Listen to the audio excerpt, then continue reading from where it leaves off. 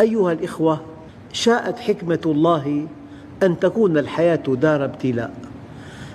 الابتلاء الامتحان، كل واحد منا ما هي بنود امتحانه؟ أنت ممتحن في زمرتين، في زمرة مكنك الله منها، أعطاك مال، أنت ممتحن بالمال، أعطاك صحة، أعطاك عقل راجح، أعطاك طلاقة لسان، أعطاك شكل وسيم. هذه الميزات وهذه الخصائص وهذه الحظوظ بنود امتحانك مع الله، قد تنجح وقد لا تنجح.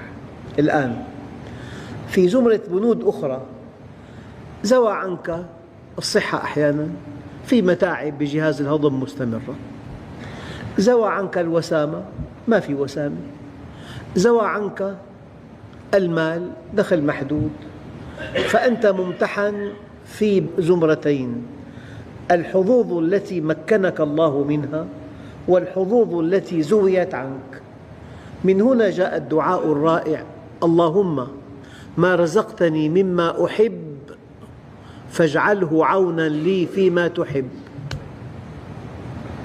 لذلك الآية الكريمة: وابتغ فيما آتاك الله الدار الآخرة ولا تنس نصيبك من الدنيا.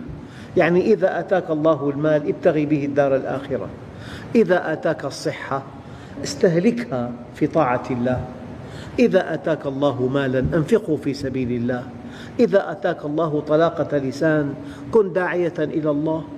بين الحق، بين القرآن: وابتغ فيما آتاك الله الدار الآخرة.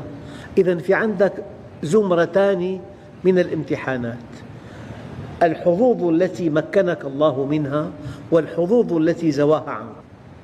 الآن لو تصورنا إنسانان عاشا 60 عاماً بالضبط، واحد كان غني واحد كان فقير، لو توقعنا أن الغني لم ينجح بامتحانه، استكبر بماله، استعلى على عباد الله، أنفقه على ملذاته وشهواته المحرمة، والفقير نجح في امتحان الفقر، تجمل وصبر وتعفف وأطاع الله عز وجل.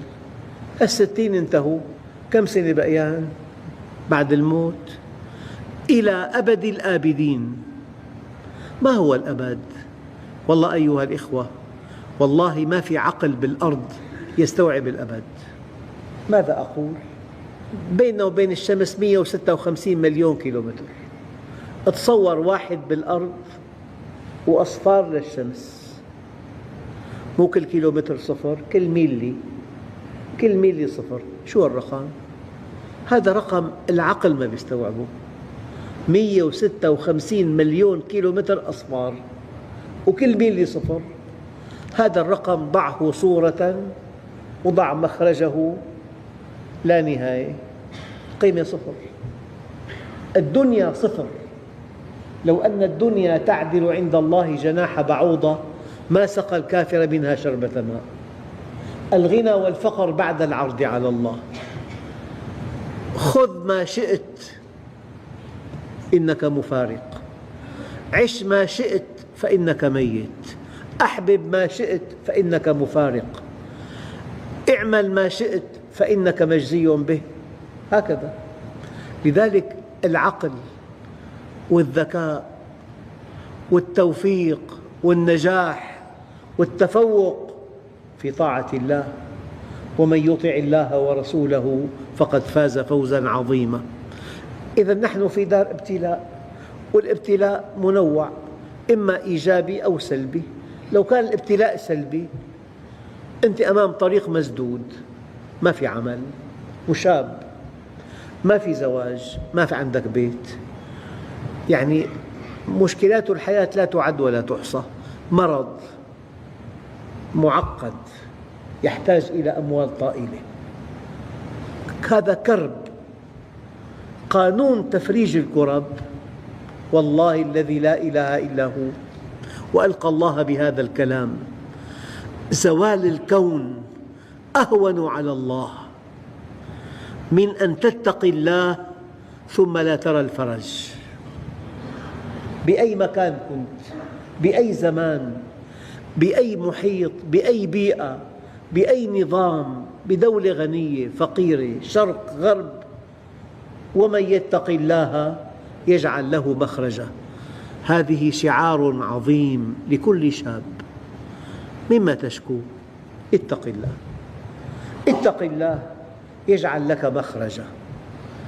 اتق الله في اختيار زوجتك، يجعل الله لك مخرجا من الشقاء الزوجي. اخترها ذات دين تربت يداك إن لم تفعل. اخترها تعرف الله، إنها أم أولادك.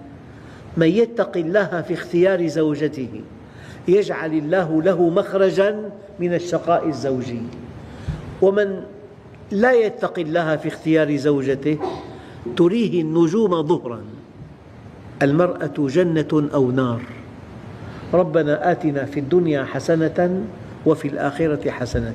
الآن من يتق الله في تربية أولاده يجعل الله له مخرجا من عقوقهم. أنت حينما تعتني بابنك صغيرا تأخذه إلى المسجد، تحفظه كتاب الله، تهتم بأخلاقه، بأصدقائه، بدراسته، بصحته، بعاداته، بتقاليده، هو معك يلزمك. فإذا شب رأيته قرة عين لك. والله أيها الإخوة، ما من شيء أغلى على الأبوين من ابن صالح يدعو لهما من بعدهما. هو صدقة جارية. إذا مات ابن آدم انقطع عمله إلا من ثلاث: صدقة جارية، وعلم ينتفع به، وولد صالح يدعو له. لذلك يقول سيدنا عمر: أقوم إلى زوجتي وما بي من شهوة إلا رجاء ولد صالح ينفع الناس من بعدي. الولد ثروة كبيرة.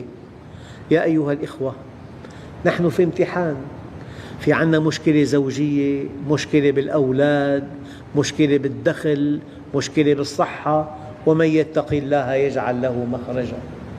والله حدثني أحد علماء دمشق، جاء شاب قال له: أنا ما معي شيء، وأنا في سن الشباب، وأنا أتمنى أن أتزوج، لا في بيت ولا في عمل ولا في مهر، يعمل في محل تجاري بدخل قليل جدا. قال له: اتق الله. قال له: هذه أين تصرف؟ شو اتق الله؟ ما فهم أبعادها. قال له: ما عندي غيرها، مع السلامة. هذا فكر. اتق الله، مجال تقوى عمله، يعني هو موظف بسيط جدا بمحل. يبدو أنه أخذ هذا الكلام بمحمل خطير. قال بعدين: داومت دوام كامل، المحل كأنه إلي، غضيت بصري عن أي فتاة تدخل إلى المحل، ما كذبت أبدا، نصحت الزبائن، يذكر تفاصيل تفاصيل تفاصيل. فصاحب المحل وضع مو طبيعي، كأنه صاحب المحل هو اهتمام دوام. فالذي حصل أنه صاحب المحل طمع به أن يكون زوجا لابنته، بس ما أخبره، وأمن بيت جيد جدا، وصار يقول له: رافقني، أنا مضطر أكسي بيت، أنا بحب ذوقك. هو يختار السيراميك، هو يختار البلاط، هو يختار. بعد ما انتهى البيت قال له: هذا البيت إلك، أنا حزوجك بنتي. فأجا دعا الشيخ على عقد القران. قال له: سيدي ما تذكرتني؟ قال له: لا والله. قال له: مرة أنا جيت لعندك قلت لي اتق الله، أنا اتقيت الله، الله أكرمني بزوجة وبيت ملك ودخل جيد. أنا والله وألقى الله بهذا الكلام ما بصدق في الأرض، في الخمس قارات من آدم ليوم القيامة، أنه شاب يتقي الله والله عز وجل لا يفرج عنه. وما أكثر المشكلات. والله في مشكلات بالعالم الإسلامي والله تنهد لها الجبال، في صعوبات، في طرق مسدودة، في أبواب مغلقة، في قهر، في قتل، في فقد حرية، في مرض، في جوائح، في شيء لا يحتمل. ترون كل يوم أنتم بعيونكم ما الذي يجري في العالم. ومن يتق الله يجعل له مخرجا، من يتق الله في اختيار زوجته يجعل الله له مخرجا من الشقاء الزوجي، من يتق الله في تربية أولاده يجعل الله له مخرجا من عقوقهم، من يتق الله في كسب ماله يجعل الله له مخرجا من تلف المال، من يتق الله في التوحيد يجعل الله له مخرجا من الشرك. الآية والله الذي لا إله إلا هو لو لم يكن في كتاب الله إلا هذه الآية لكفت. مرة أعرابي قال للنبي الكريم عظني ولا تطل، تلا عليه قوله تعالى فمن يعمل مثقال ذرة خيرا يره ومن يعمل مثقال ذرة شرا يره. قال كفيت. أعرابي اكتفى بقسم من سورة بآيتين، ومن يتق الله يجعل له مخرجا. اتقي الله، اتق الله، ترى الأمور ميسرة. فأما من أعطى واتقى وصدق بالحسنى، دققوا في هذه الآية، صدق أنه مخلوق للجنة لا للدنيا. أنت حينما تؤمن أنك مخلوق للجنة تنعكس الموازين كلها، ترى الذكاء والفلاح والفوز والتفوق في العطاء لا في الأخذ، ترى النجاح والتفوق والذكاء في بذل جهدك للآخرين لا في أخذ جهودهم. إن لم تنعكس مقاييسك بعد الإيمان بالله واليوم الآخر يكون بالإيمان في خلل. ومن يتق الله يجعل له مخرجا. أيها الإخوة، هذه الآية هي الحل. المسلمون ماذا يعانون؟ والله ما بعتقد مر بتاريخ زمن أصعب من هذا الزمن. والله متهمون بعقيدتهم وبأخلاقهم، متخلفون، إرهابيون، قتلة، جهلاء، فقراء، متهمون. ما الحل؟ الحل بكلمتين، كلمتان في كتاب الله، كلمتان فقط في كتاب الله. الدليل قال تعالى ومكروا مكرهم وعند الله مكرهم وإن كان مكرهم لتزول منه الجبال، وإن كان مكرهم لتزول منه الجبال. وفهمكم كفاية. الله قال وإن تصبروا وتتقوا لا يضركم كيدهم شيئا. هذا كلام خالق السماوات والأرض. هذا الكلام زوال الكون أهون على الله من أن لا يقع. هذا الكلام وإن تصبروا وتتقوا لا يضركم كيدكم شيئا. عظمة هذا الدين أيها الإخوة أن المجموع إذا طبقه قطف ثمار يانعة، وإذا طبقه واحد وحده قطف ثمار يانعة.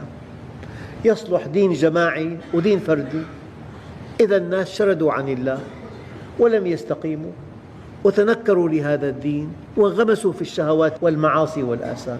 دعك منهم. الآية يا أيها الذين آمنوا عليكم أنفسكم لا يضركم من ضل إذا اهتديتم. إنه بآخر الزمان في وضع صعب جدا. إذا رأيت شحا مطاعا، مادية مقيتة، يبيع دينه بعرض من الدنيا قليل. إذا رأيت شحا مطاعا وهوى متبعا. الجنس هو كل شيء في حياة الناس.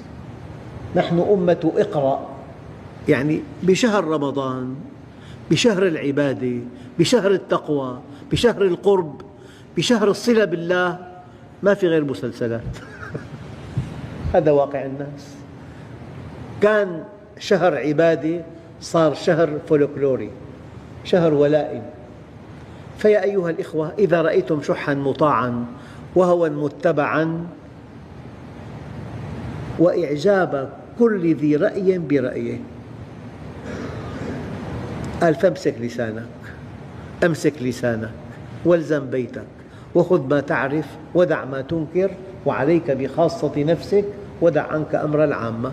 فهذا الدين عظمته إن طبقته الأمة انتصروا ووصلوا إلى أطراف الدنيا، لأنه لو فهم الصحابة الكرام الإسلام كما نفهمه نحن، والله الذي لا إله إلا هو ما خرج الإسلام من مكة. أما أن يصل إلى الصين، أن سيدنا أبو الرواحة كلفه النبي عليه الصلاة والسلام أن يقيم تمر خيبر في اتفاقية بينهم، فجاء لعندهم كي يقيم تمرهم فأغروه بحلي نسائهم كرشوة. قال: والله جئتكم من عند أحب الخلق إلي، ولأنتم أبغض إلي من القردة والخنازير، ومع ذلك لن أحيف عليكم العدل. فقالت اليهود: بهذا قامت السماوات والأرض وبهذا غلبتمونا. بهذا قامت السماوات والأرض، نحن أمة نعاني ما نعاني، والله خلاصنا بيدنا، والورقة الرابحة بيدنا، والكرة في ملعبنا، والله ينتظرنا، وإن تعودوا نعود، وإن تصبروا وتتقوا لا يضركم كيدهم شيئا، يلغى كل شيء. أيها الإخوة، فنحن حينما نطبق هذا الدين تطبيق جماعي نقطف ثمار يانعة.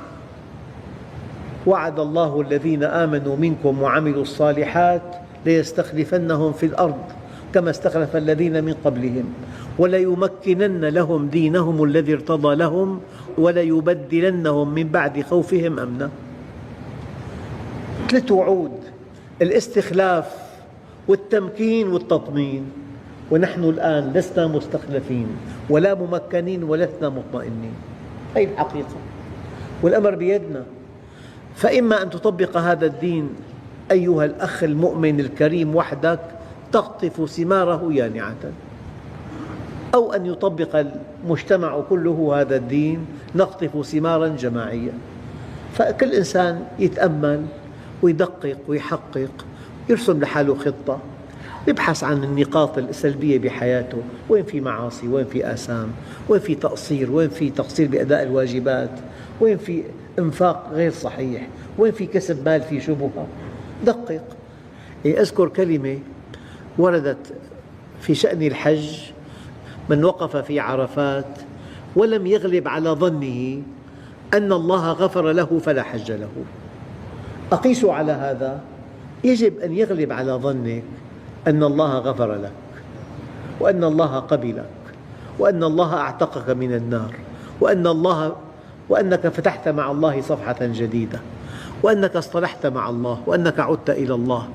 إذا رجع العبد العاصي إلى الله نادى مناد في السماوات والأرض أن هنئوا فلانا فقد اصطلح مع الله. والله الذي لا إله إلا هو، كلمة هنيئا لك لا تصلح إلا لمن اصطلح مع الله. بتهنيه ببيت سيتركه، بتهنيه بمركبة سيتركها، بتهنيه بمال وفير سوف يفارقه، أما بتهنيه بالهدى. لذلك تمام النعمة الهدى، النعمة الحقيقية الهدى. سيدنا علي رضي الله عنه يرتب النعم 3 مستويات: نعمة الهدى رقم 1، نعمة الصحة رقم 2، نعمة الكفاية رقم 3.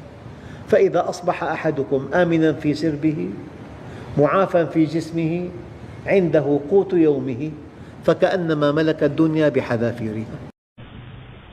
يقول ابن القيم: من ترك الاختيار والتدبير في رجاء زيادة أو خوف نقصان أو طلب صحة أو فرار من سقم، وعلم أن الله على كل شيء قدير، وأنه المتفرد بالاختيار والتدبير، وأن تدبيره لعبده خير من تدبير العبد لنفسه، وأنه أعلم بمصلحته من العبد وأقدر على جلبها وتحصيلها منه، وأنصح للعبد منه لنفسه، وأرحم به منه بنفسه، وأبر به منه بنفسه.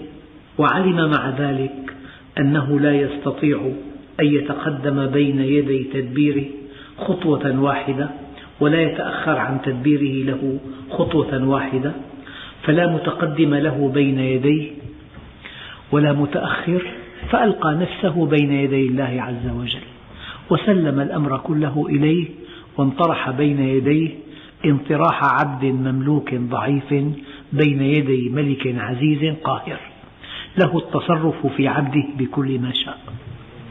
الوصف سهل، أما أن تعيش هذه الحقيقة تحتاج إلى إيمان كبير. الحقيقة أنت ترى أشخاص أقوياء، أشخاص مخيفون، ترى أشخاصا مخيفين، ترى قوى باغية طاغية معتدية مجرمة لا تخشى أحدا وليس في قلبها رحمة، هذا الذي تراه بعينيك. ولكن سأقول لكم هذه الآية هي محيرة. يقول الله عز وجل: ألا إلى الله تصير الأمور بيد من كانت. هذا المنصب صار إلى فلان، كان بيد إنسان آخر. ألا إلى الله تصير الأمور من أدق الآيات، وقد حار فيها المفسرون. طبعا هذا يوم القيامة، يوم القيامة تصير الأمور إلى الله، وفي الدنيا بيد من كانت، بيد هؤلاء الطغاة. قال علماء التوحيد: الأمر دائما وأبدا بيد الله، ولكن برؤية ضعاف الإيمان بيد هؤلاء الطغاة، لكن برؤية المؤمنين الصادقين وهم في الدنيا بيد الله. لكن يوم القيامة كل أهل الأرض يرون يقينا أن الأمور كانت وصارت وستبقى بيد الله. اختلاف رؤية. والله أيها الإخوة، بالأيام الصعبة بين مؤمن يرى أن الأمر بيد الله وأن الله عز وجل حكيم رحيم عادل، دع التدبير في الأمر له واصنع المعروف مع من صنعك، كيفما شاء فكن في يده، لك إن قرب أو إن أبعدك، في الورى إن شاء قهرا ذقته وإذا شاء عليهم رفعك. هذه ملة طه. لكن التوحيد شيء ثمين جدا، هو سبب التوكل، لأنه ما بيتناسب مع عقيدة المسلم أن يسلم الله الأمر لعباده. يعني قضية الحياة والرزق قطعت عن العباد وهي بيد رب العباد، لذلك قالوا: كلمة الحق لا تقطع رزقا ولا تقرب أجلا. من هنا قال بعضهم، قصة رمزية طبعا، امرأة جاءت إلى سيدنا نوح قبل الطوفان، قالت له: يا نوح، لا تنسني أن أكون أحد ركاب السفينة. هكذا تروي القصة الرمزية. سيدنا نوح وهو في السفينة وفي موج كالجبال تذكر المرأة لقد نسيها، طبعا أيقن أنها ماتت. بعد انتهاء الطوفان وبعد استقرار السفينة على الجودي جاءته هذه المرأة، قالت: يا نوح، متى الطوفان؟ يعني مستحيل وألف ألف ألف مستحيل أن ينساك الله، هو خبير بعملك. أخواننا الكرام، آية والله الذي لا إله إلا هو، لو لم يكن في القرآن كله إلا هذه الآية لكفت. أم حسب الذين اجترحوا السيئات أن نجعلهم كالذين آمنوا وعملوا الصالحات. يعني ممكن شاب مؤمن طائع مستقيم مؤدي لعباداته بار بوالديه يقدم كل ما عنده لخدمة من حوله، يرجو الله ليلا ونهارا، يؤدي الصلوات، يغض بصره، هذا يمكن أن يعامل كما يعامل شاب متفلت لا يستحي وقح، يأخذ ما ليس له، يعتدي على غيره، ينتهك أعراض الآخرين، يعني أن يستوي هذا مع هذا ينفي وجود إله. أستخدم عبارة لعلها قاسية: أن يستوي المحسن مع المسيء، الصادق مع الكاذب، المستقيم مع المنحرف، المخلص مع غير المخلص، الوفي مع الخائن، المنصف مع الجاحد، أن يستوي هذا مع هذا. هيئوا أنفسكم للجواب. هذا لا يتنافى مع عدل الله فحسب، بل يتنافى مع وجوده. والله مرة أخ طبيب توفي قبل أشهر رحمه الله، قبل تقريبا 10 سنوات لزم هذا المسجد، وكان يعني كثير متفاعل مع الخطب، وكان عقب كل خطبة يجلس معي بالمكتب فترة. قال لي مرة جاءته امرأة في معها ورم بصدره، لكن متطور بلغ درجة كبيرة جدا، الموت محقق، فهو غار عليها فأخذ زوجها جانبا وقال له: أنت في حقها مجرم. قال له: ولم؟ قال له: هذا الورم في البدايات معالجته سهلة جدا، ممكن باستئصال، ممكن بالكيميائي، ممكن بالأشعة، أما هلأ انتهى الأمر. فالزوج قال له: أنا ما قصرت أبدا، نحن عند فلان، عند طبيب، ولنا عنده 2 سنين يعطينا أنتيبيوتيك، هيك قال له، وكورتيزون، 2 صرنا. فقال لي هذا الطبيب الكبير، قال لي: طالب الطب يعرف أنه ورم خبيث، طالب، لكن إبقاء هذه المريضة عنده من أجل ابتزاز المال. أعطاها مسكنات ومضاد التهاب وكورتيزون. فلما علم الزوج أن هذا الطبيب من أجل ابتزاز المال أبقاها عنده ولم يرشدها إلى طبيب اختصاصي، قال لي: والله هو عملاق. قال لي: وقع على الأرض وصار يضطرب، ثم قال هذه الكلمة، قال له: يا رب إذا كنت موجود انتقم منه. ما ربط انتقام الله به بعدله بل بوجوده. قال لي: والله كلمة كبيرة قالها. ثم انصرف، وبعد 6 أيام توفاها الله. قال لي: بعد 11 شهرا جاءني إنسان شاب أنيق لكن متهالك، جلس على المقعد الذي جلس عليه زوج هذه المتوفاة المريضة. قال له: تفضل. قال له: أنا زميلك. الاسم الكريم؟ قال له: فلان نفسه طبيب، ورم خبيث بصدره. قال لي: أقسم بالله بحسب اختصاصي أن هذا الورم بدأ من 11 شهرا، من وقت أن هذا الزوج انبطح على الأرض. قال له: يا رب إذا كنت موجود انتقم منه. الله كبير.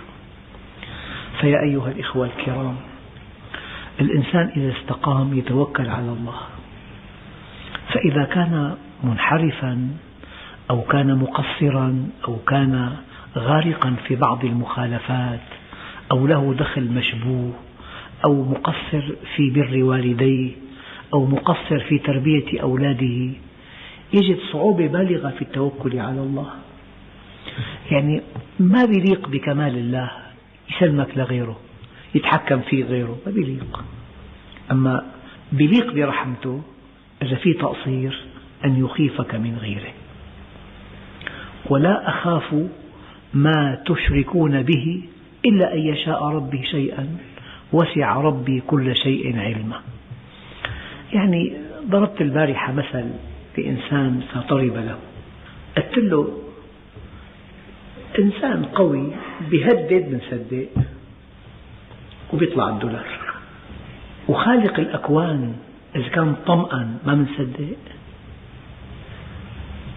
إذا أنت مؤمن ومستقيم يجب أن تطمئن. وهل نجازي إلا الكفور؟ وهل نجازي إلا الكفور؟ فمن يعمل مثقال ذرة خيرا يره، ومن يعمل مثقال ذرة شرا يره. أنا بتمنى المؤمن المستقيم ما تضعف معنوياته، ولا تهنوا ولا تحزنوا وأنتم الأعلون إن كنتم مؤمنين. ما أمرك أن تعبده إلا بعد أن طمأنك، قال لك إليه يرجع الأمر كله، فاعبده وتوكل عليه. أخواننا الكرام، نحن بحاجة إلى رفع معنويات، نحن بحاجة لا إلى جلد الذات كما يفعل معظم المثقفين. وين ما جلست تسمع جلد للذات، تنتهي الجلسة ما فيك توقف، والله ما فيك توقف، ما في أمل، الطرق كلها مغلقة، لك عدو قوي جبار ما بيرحم، وأحقاد دفينة، ويتمنى الدمار الكامل، الإبادة يتمنى، معه أسلحة فتاكة، والعالم كله معه، والناس مع القوي فقط. أنا لا أدخل في موضوعات لا تعنيني إطلاقا، بس أنا عم أقول لمؤمن، أنا عم خاطب مؤمن ملتزم، مؤمن دخله حلال، مؤمن بيته منضبط، مؤمن يحب الله. هذا ليس من سقط المتاع، هذا غالي على الله بالتعبير الدارج، غالي كثير، فإنك بأعيننا. فأنا بتمنى الواحد تبقى معنوياته عالية. كيف النبي الكريم تبعه سراقة وقد أهدر دمه، قال له كيف بك يا سراقة إذا لبست سواري كسرى، يعني بربكم. سامحوني بهالمثل الذي لا يحتمل. يعني قبيلة باليمن ممكن تنتصر على البيت الأبيض مثلا، قبيلة باليمن، هيك العرب كانوا قبائل متناحرة ما في شيء. قال له كيف بك يا سراقة إذا لبست سواري كسرى، يعني أنا سأصل وسأؤسس دولة وسأحارب أكبر دولتين وسأنتصر، وسوف تأتي الغنائم ولك يا سراقة سوار كسرى. هذا الإيمان. ولا تهنوا ولا تحزنوا وأنتم الأعلون إن كنتم مؤمنين. يعني معقول المؤمن الملتزم بأصعب زمن، بزمن الفجور والمعاصي والآثام والتفلت والفلتان الأخلاقي والإباحية الجنسية وكل شيء يدعو للمعصية، وأنت من بيتك لجامعك ضابط أمورك، تخشى الله، تؤدي عباداتك، معقول ما يكون لك ميزة عند الله مثلك مثل غيرك؟ أم حسب الذين اجترحوا السيئات أن نجعلهم كالذين آمنوا وعملوا الصالحات؟ هذا بالآخرة، لا بالدنيا سواء محياهم ومماتهم ساء ما يحكمون. إذا أيها الإخوة، التوكل على الله من لوازم الإيمان. إن الله يحب المتوكلين، إن الله يحب المتوكلين. يعني ما بصير يكون جندي بجيش وأبوه قائد الجيش وغالي على أبوه لدرجة غير معقولة، ويأتي عريف 7 يهدده ينهار، إذا بده قصير معناه. اللي بيد أكبر الضباط بالجيش بيد والدك وأنت ابنه، وهذا العريف جاهل، فمو كل إنسان بيهدد من صدقه. نحن عم خاطب مؤمن ملتزمة، البقية ما له علاقة فيه. مؤمن ملتزم، مؤمن يحب الله، يخشى الله، يرجو رحمته، يخشى عذابه، يرجو جنته، يتجنب ناره. مؤمن له مجلس علم، ما في عنده سهرة بملهى، ولا في عنده سهرة مختلطة، ولا في عنده يعني دخل من مال حرام، دخله حلال، يعلم الطلاب أحيانا، بتاجر بمادة مسموح بها شرعية. أنا بحب أن الإنسان يعرف قيمته، كمان يعرف مكانته عند الله عز وجل. الأمور ليست هكذا، مدام فمن يعمل مثقال ذرة خيرا يره ومن يعمل مثقال ذرة شرا يره. الله عز وجل ذكر عن سيدنا موسى أنه وضع في صندوق في نهر النيل، معنى حركة الصندوق بيد الله عز وجل. أعطاك أدق التفاصيل، أدق التفاصيل، حركة الصندوق واتجاهه نحو القصر، وأن غصنا كان في طريقه فتوقف، وألهم امرأة العزيز ونزلت إلى الشاطئ ورأت الصندوق وفتحت الصندوق ورأت فيه غلاما صغيرا وألقى الله محبته في قلبها وحرم عليه المراضع. التفاصيل دقيقة جدا، بعضها مادي بعضها نفسي. هذا مثل أنه الأمر كله بيده، التفاصيل بيده. الغربيون الذين ما عرفوا الله يعتقدون أن الله خلاق فقط، لكن ليس فعالا، خلاق، وخلق قوي وضعيف وسمح للقوي يأكل الضعيف. يعني هذا إله يعبد؟ إليه يرجع الأمر كله. والله لو أن هذه الآية يعني أتلوها في اليوم 1000 مرة لا أرتوي منها.